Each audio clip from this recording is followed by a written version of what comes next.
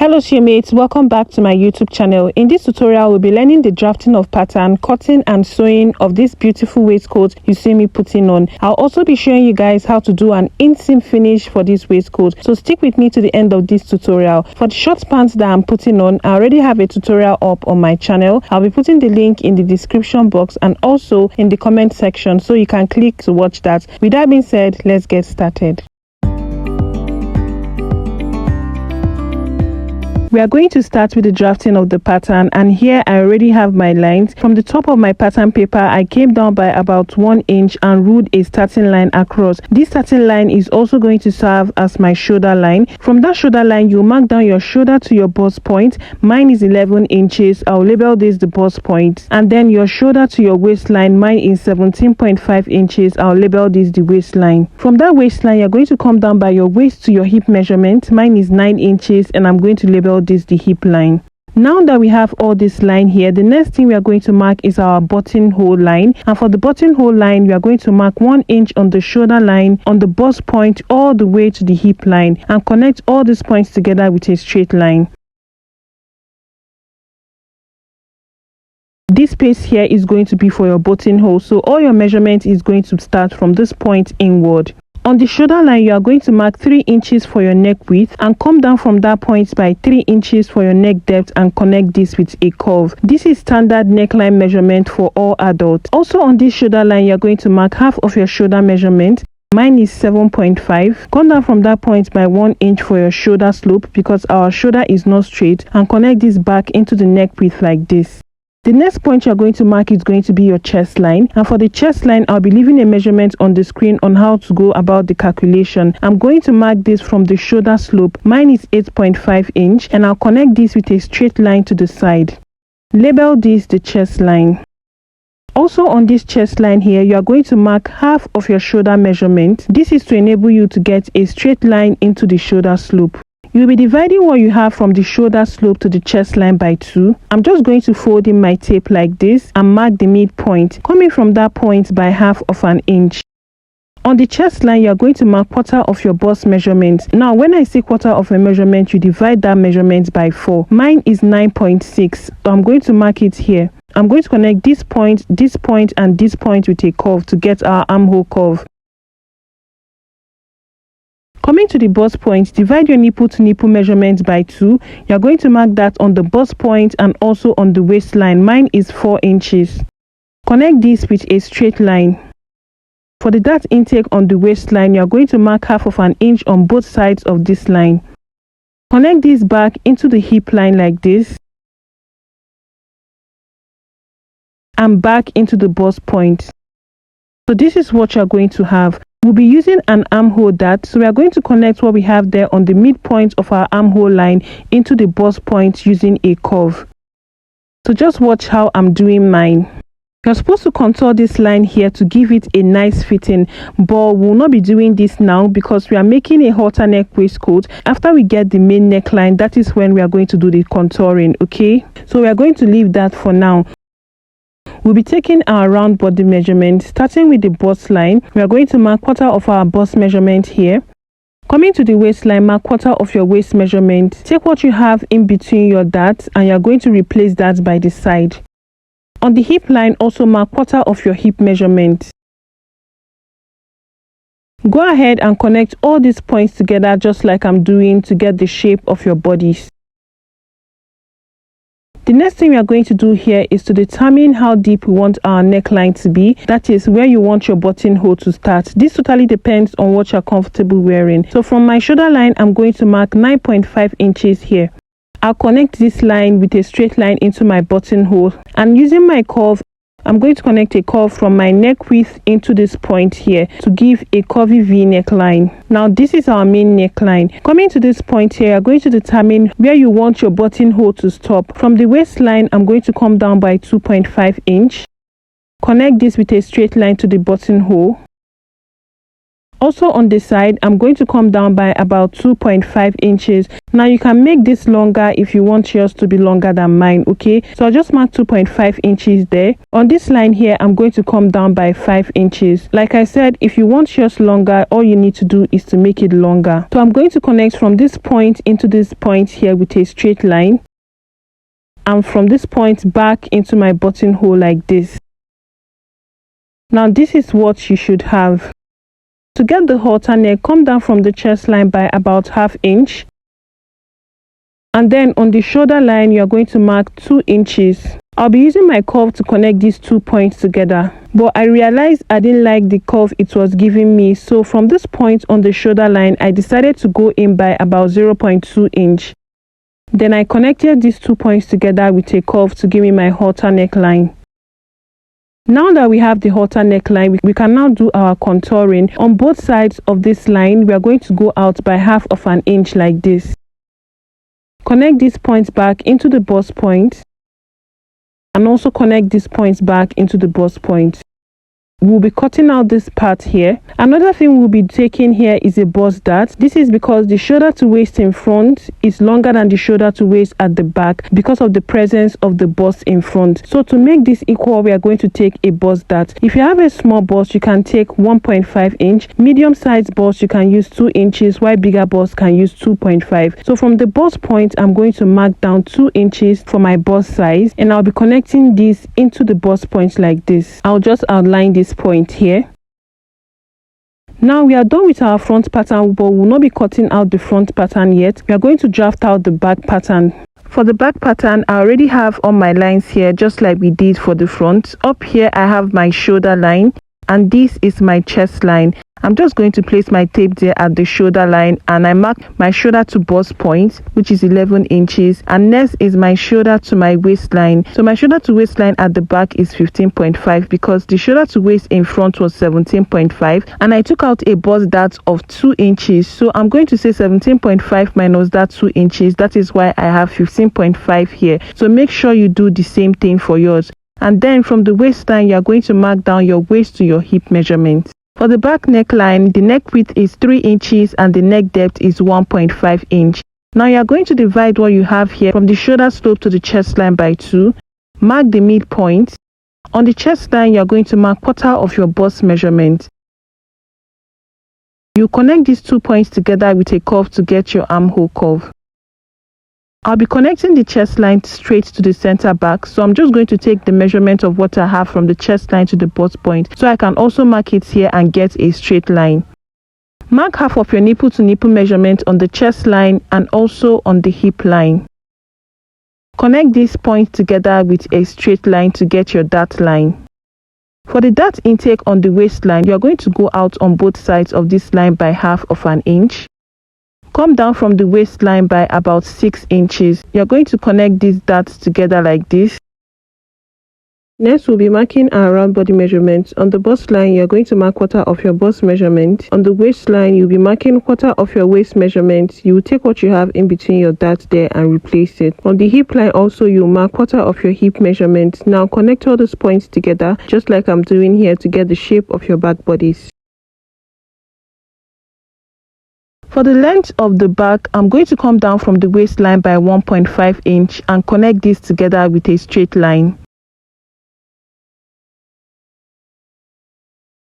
And for this part here, I decided to come down from my chest line by about ½ inch to get my back neckline. I changed my mind and I decided to make the length longer, so I'm going to make it 2 inches instead. So I'll just be using my marker to outline the major lines of this back pattern that we'll be needing.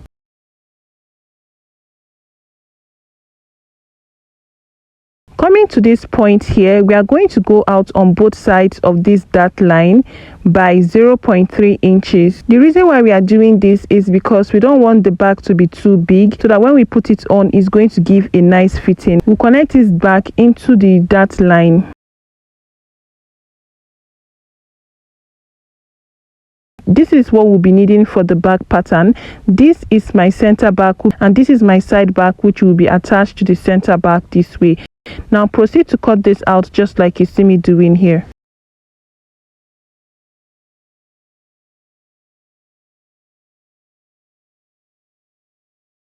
After cutting this out, this is what I have. Now this upper part here, we'll be using it to complete the neckline for the front piece. So I'm just going to bring in my front piece. I'll just be removing this part here. Also on this front piece, I'll be using my marker to outline the measure lines we'll be needing here.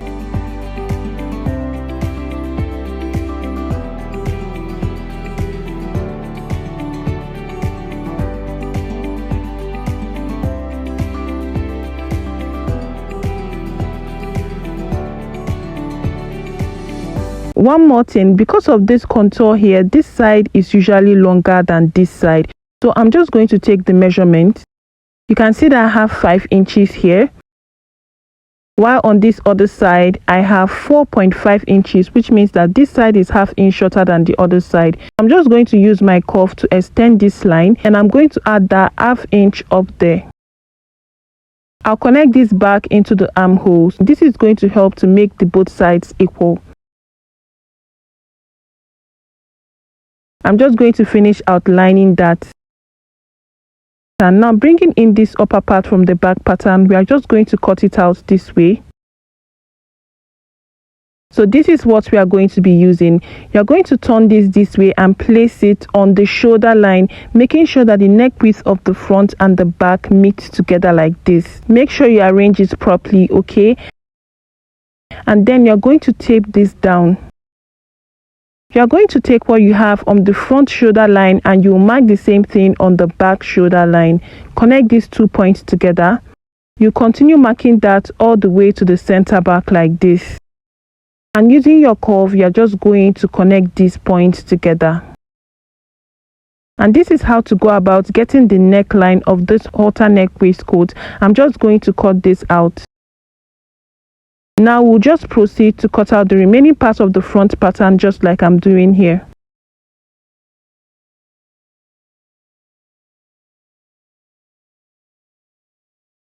Coming to this bust dart here, just cut through the bust line like this. You're going to be using this to close this dart that you have here and tape it down. You will notice that these 2 lines no longer meet. You're just going to use your rule and blend that out like this.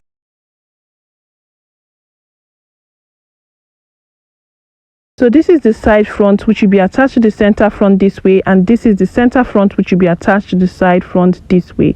And this right here is going to be our buttonhole, and that is it for the cutting. Now we are going to proceed to the cutting out of this on our fabric.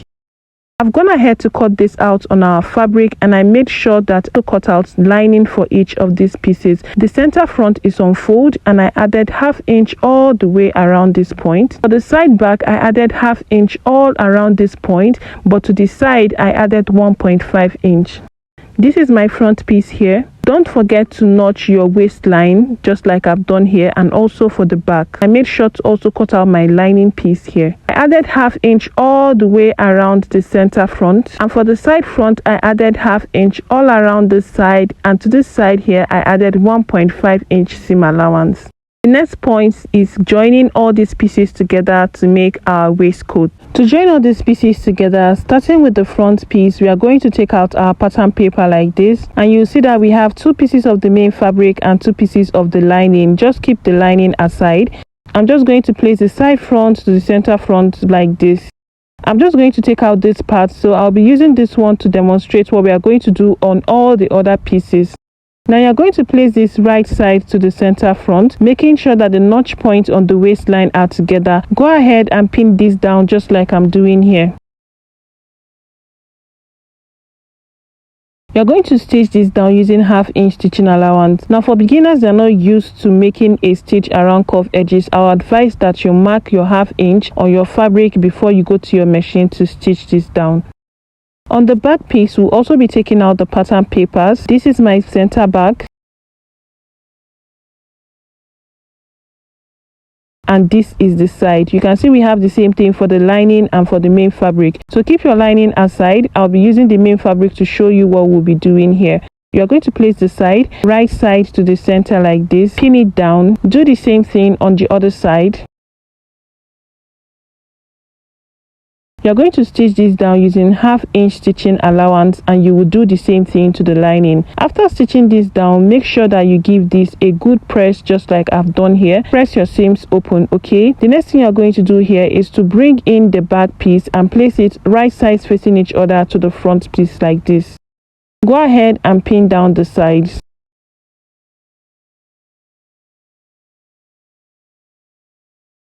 You'll be stitching down the sides using the same allowance that you gave. Mine is 1.5 inch. After stitching it down, I've gone ahead to give this a good press. You can see that the lining, what I have on the lining is the same thing I have on my fabric. Now to join the lining and the fabric together, you're going to open up the fabric like this. And you'll bring in your lining and place it right side to the fabric. I'll be pinning down all the areas that will be making a stitch.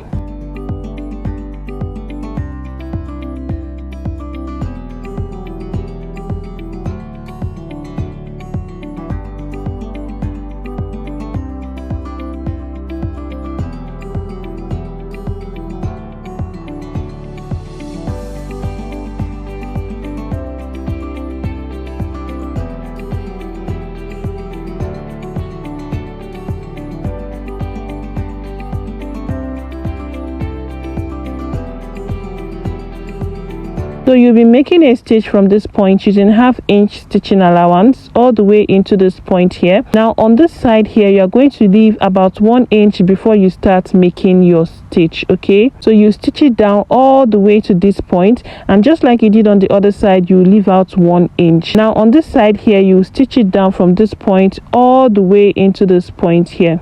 After stitching this down, go ahead and trim off all the excesses you have, and also make sure that you make a notch around your seams, especially around the curved seams.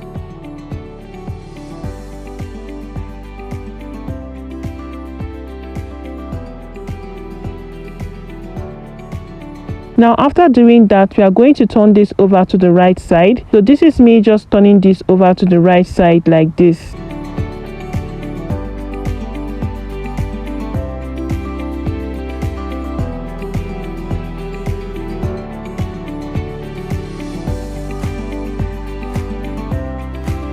This is what it will look like. Now we are going to go ahead and give this a good press. So this is what you should have. Now we have the lower part of our waistcoat and this upper part open. The next thing we are going to do is to close this lower part, and to do that we are going to open this up like this and make sure that the lining and the fabric are right sides facing each other. As you can see here, this side is in between.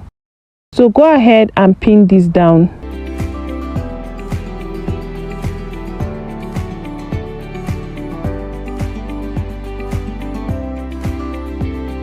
Now you're going to stitch this down using 1/2 inch stitching allowance all the way from this point to the other point there. After stitching it down, make sure that you trim off excess and make notches where necessary. To turn this over to the right side, you just have to open the side seam of the lining and turn this over to the right side. For that side seam that we open to turn this over, you are going to close it either using a hemming gum, or you are just going to hold it this way and make a top stitch to close it.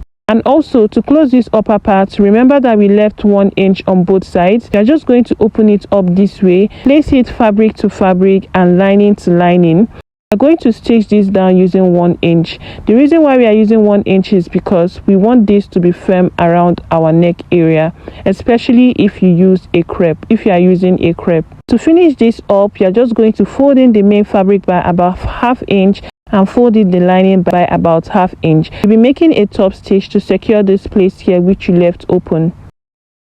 The last thing we are going to be doing here is to insert our buttonholes and our buttons. As you can see, I've already done mine here. For women's waistcoats, the buttons should always be on the left hand side, while the buttonholes should always be on the right hand side, just like mine is here. For the spacing I use for the buttonholes, I use about 1.5 inch. So 1.5 inch to 2 inches is perfectly okay for your button spacing. And that is it for this tutorial, guys. I hope this tutorial was really helpful. Please do let me know in the comment section, and do let me know when you try this out. I'll be seeing you guys in my next tutorial.